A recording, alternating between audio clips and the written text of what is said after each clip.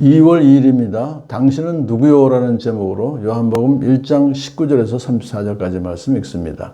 유대 사람이 예루살렘에서 제사장들과 레위지파 사람들을 요한에게 보내어서 당신은 누구요? 하고 물어보게 하였다.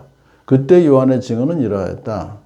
그는 거절하지 않고 고백하였다. 나는 그리스도가 아니요 하고 그는 고백하였다. 그들이 다시 요한에게 물었다. 그러면 당신은 누구란 말이요?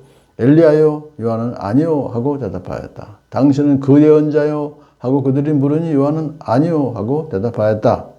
그래서 그들이 말하였다. 그러면 당신은 누구란 말이요?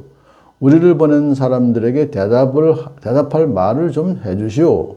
당신은 자신을 무엇이라고 말하시오? 요한이 대답하였다. 예언자 이사야 말한 대로 나는 광야에서 외치는 이의 소리요. 너희는 주님의 길을 곧게 하여라 하고 말이요. 그들은 바리새파 사람들이 보낸 사람들이었다. 그들이 또 요한에게 물었다. 당신이 그리스도도 아니고 엘리야도 아니고 그 예언자도 아니면 어찌하여 세례를 주시오? 요한이 대답하였다. 나는 물로 세례를 주오. 그런데 여러분 가운데 여러분이 알지 못하는 이가 한 분 서 계시오. 그는 내 뒤에 오시는 분이지만 나는 그분의 신발끈을 풀 만한 자격도 없소. 이것은 요한이 세례를 주던 요단강 건너편 베다니에서 일어난 일이다. 다음날 요한은 예수께서 자기에게 오시는 것을 보고 말하였다. 보시오, 세상 죄를 지고 가는 하나님의 어린 양입니다. 내가 전에 말하기를 내 뒤에 한 분이 오실 터인데 그분은 나보다 먼저 계시기에 나보다 앞서신 분입니다 한 적이 있습니다. 그것은 이분을 두고 한 말입니다. 나도 이분을 알지 못하였습니다. 내가 와서 물로 세례를 주는 것은 이분을 이스라엘에게 알리려고 하는 것입니다. 요한이 또 증언하여 말하였다. 나는 성령이 비둘기같이 하늘에서 내려와서 이분 위에 머무는 것을 보았습니다. 나도 이분을 몰랐습니다. 그러나 나를 보내어 물로 세례를 주게 하신 분이 나에게 말씀하시기를 성령이 어떤 사람 위에 내려와서 머무는 것을 보거든 그가 바로 성령으로 세례를 주시는 분임을 알아라 하셨습니다. 그런데 나는 그것을 보았습니다. 그래서 나는 이분이 하나님의 아들이라고 증언하였습니다. 아멘. 이제 벌써 이미 오늘 본문은 요한복음의 지금 초 1장이지만 예수님은 벌써 이미 세례 요한에게 세례를 받으신 후에 일어난 일이구나 하는 걸 볼 수 있습니다. 지금 이제 예루살렘에 있는 그 소위 종교 지도자들이 도대체 저 세례 요한이 요단강에서 세례를 주고 사람들이 많이 몰려가는데 그의 정체성이 무엇인지 알아야 되겠다 해서 사람을 파견하죠. 당신은 누구요? 그랬더니 나는 그리스도가 아니요.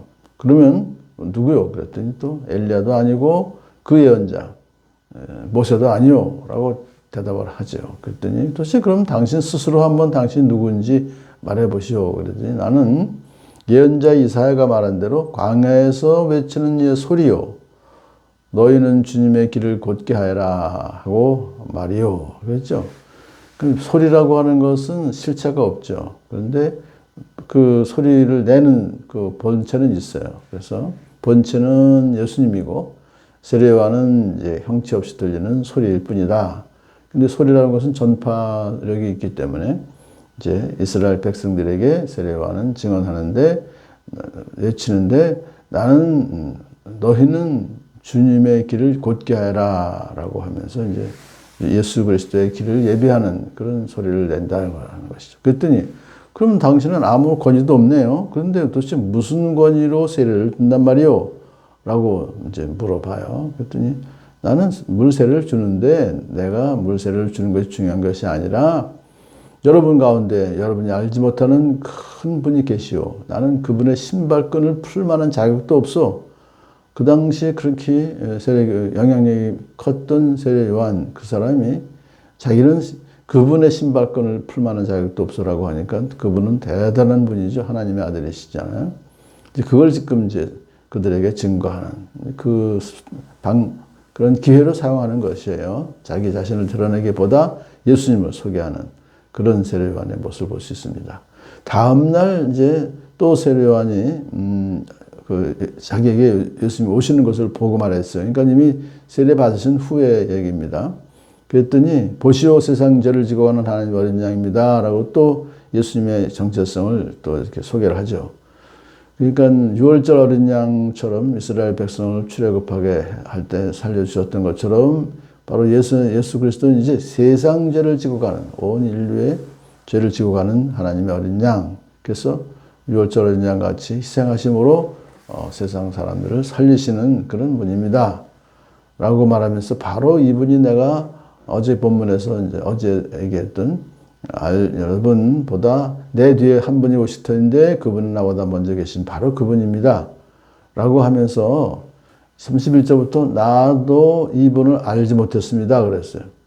근데 6개월 전에 예수님보다 태어나셨고, 그 친척지간이니까 예수라는 존재는 알았을 거예요. 저 나사렛에 예수라는 친척이 있다.